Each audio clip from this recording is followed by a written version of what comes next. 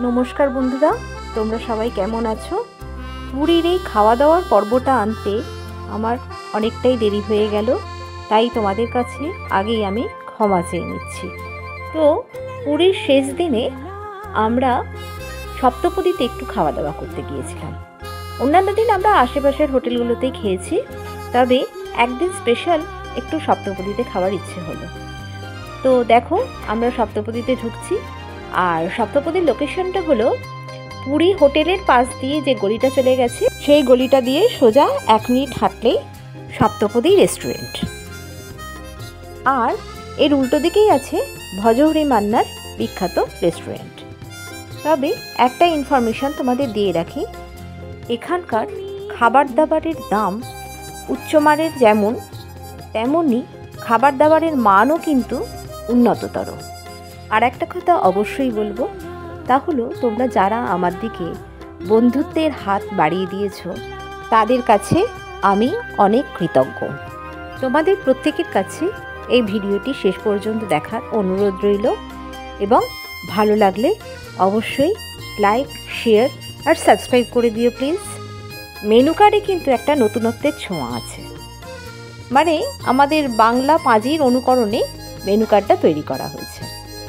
আমি মেনু কার্ডটা খুলছি, তোমরা তোমাদের প্রয়োজন মতন পজ করে আর জুম করে মেনুগুলো আর খাবারের দামগুলো অবশ্যই দেখে নিও। খাবার অর্ডার দেওয়ার আধ ঘন্টা পর আমাদের খাবার চলে এসেছে। আমরা নিয়েছিলাম ভেজ থালি। ভেজ থালিতে থালার মধ্যে দিয়েছে সুন্দর করে সাজিয়ে রাইস, লুচি 1 পিস, ঝুরি ঝুরি আলু ভাজা, স্যালাড। এরপর দিল শুক্তো, সোনামুগের ডাল, ধোকার ডালনা, পনিরের তরকারি, আর নেওয়া হয়েছিল দই কাতলা। এটা ছাড়াও আরও 2টো স্পেশাল ডিশ আসছে। আর ছিল চাটনি, পাঁপড় ভাজা, আর সপ্তপদীর স্পেশাল লিচু পায়েস। তো এই হচ্ছে আমাদের আজকের লাঞ্চ।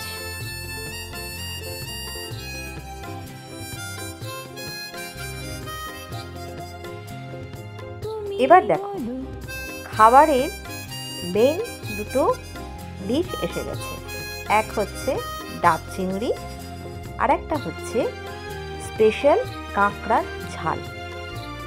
কাঁকড়া খেতে গিয়ে আমাদের নাজেহাল অবস্থা হয়েছিল, মানে 1 ঘন্টা ধরে আমরা শুধু কাঁকড়াটাই খেয়েছিলাম।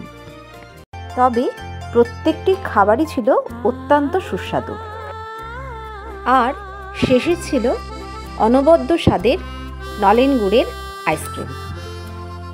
আর কি বন্ধুরা, এবার তবে আসি, দেখা হচ্ছে পরবর্তী একটি ভিডিওতে।